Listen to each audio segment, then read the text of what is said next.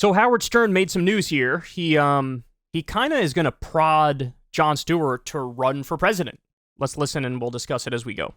They ended up electing this guy, Zelensky, who it turns out was a very well-known comedian, sort of an actor type. I don't know what exactly he did, but he was an entertainer. But a bright guy, nevertheless, and certainly brave. Well, over vacation, I'm watching a ton of this one guy. And I'm watching him debate all kind of different people. Going back years ago, he was debating Bill O'Reilly.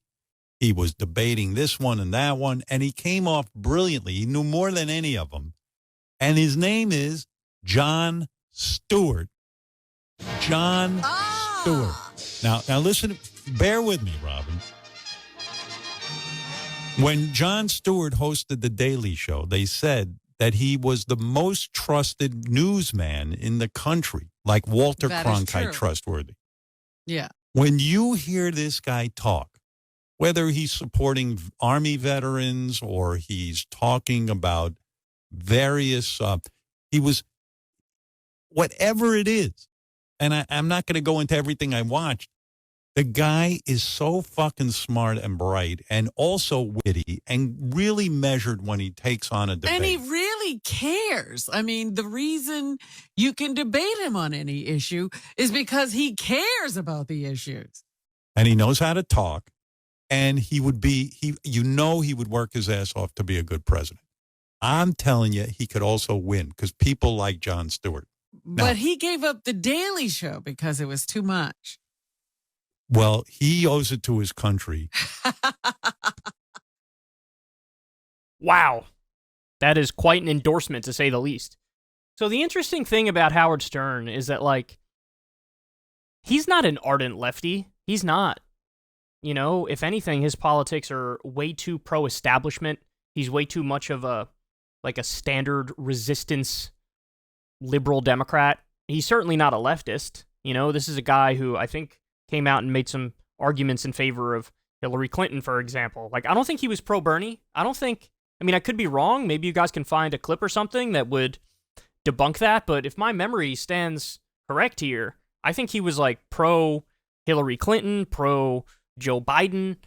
Just very, this is a guy who in the 1990s, he was viewed as like the ultimate edgy outsider who was like the original shock jock who would do crazy things on his show, and he would get insanely, high number of listens. And he was originally on like FM radio, and then now he's at XM radio, and he had to take on the FCC in a number of ways. Like in a sense, he was one of the original champions of like the issue of free speech. But like as he got older, he definitely became a little more Hollywood, I think it's fair to say. And now he's just sort of like a standard normie Democrat type. I mean, to the extent that we criticize people who, on the right, who their whole political identity is just trigger the libs. I think Howard Stern is like the mirror image of that. He's more like just trigger the conservatives, But that's why it's interesting that he's saying this, right? Because Jon Stewart, if anything, as Jon Stewart has gotten older, his politics have gotten better. Because like one of the things, remember when he did the rally to restore sanity back in like the mid 2000s or whatever, and it was this big like false equivalence thing of like, there are crazy people on the right and the left, and we're over here in the reasonable middle. And I think people criticize that as like not really understanding power, not really understanding corruption or capitalism. It just wasn't the right framework of analysis, and it seemed kind of like naive and childish. But as he's gotten older, he seems like he's sort of become more educated and informed, and he's making pretty solid lefty arguments on a regular basis. Now, that's not me saying he's perfect. I'm sure I could find plenty of things where I might disagree with him or whatever. But that's why this is interesting, because you have Howard Stern, who's like a totally standard resistance liberal Democrat. He loves Jon Stewart. And then you have plenty of lefties, including myself, who I look at him and I'm like, yeah, I think Jon Stewart's kind of great. I think Jon Stewart would be a much better president and or politician than maybe almost everybody in Washington, D.C., save maybe Bernie Sanders. He'd probably be akin to somebody like Bernie Sanders, And so you always want somebody who is going to find a way to create a winning coalition. And I think Jon Stewart is funny enough and interesting enough and likable enough where he can get moderate voters, he can get independent voters, he'll even pick off some center-right type voters. He's not going to get any hardcore conservatives, but then he also holds the normie Democrat vote and the lefty vote, the insider vote and the outsider vote. And that's an actual coalition. So it's really interesting to see. Look, I don't think he's going to run, though. I really don't think he's going to run when push comes to shove. I don't think he's going to run in 2024. I don't think he's going to run in 2028. I just think that some people know their role, and some people know where they feel like they belong. And it is a huge ask. Somebody like him, I think he would be a good leader, but he understands all the headaches that come along with being a leader. He understands that you're miserable for 4 years at the very least. And so I think he's much more comfortable in the media. Although having said that, look, when he retired from The Daily Show, you got the sense he was going, gone. And then now he came out of retirement and he's doing his show over with Apple. By the way, Apple, stop copywriting all the segments when I cover a Jon Stewart debate. For the love of God. God, I hate that so much. They copyright all the segments. Like, I'm talking about what's happening, adding commentary, which is content in and of itself, and they just copyright every single one. Anyway, subscribe to the channel because trying to get to 1 million subs. Super duper close. We're going to do a live stream about that. Celebrate very shortly. It's going to be on Thursday at around 2.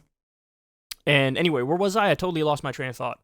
Oh yeah, and support the show on Patreon because I'm getting hit with copyrights left and right. HBO likes to do it sometimes. Apple likes to do it sometimes. So Jon Stewart segments, Bill Maher segments. There's a bunch of segments that are just, you just get smacked over the face. Anyway, I don't think he's going to run. I think he is comfortable doing what he does. I think he understands how big of a headache it is. I think he realizes and he knows that he'd probably be a good leader, but it ain't going to happen. So it's funny. It was certainly in Game of Thrones, but it was in other shows too. People have made the point that it's always the people who don't want to lead who would make the best leaders. And that's almost certainly true.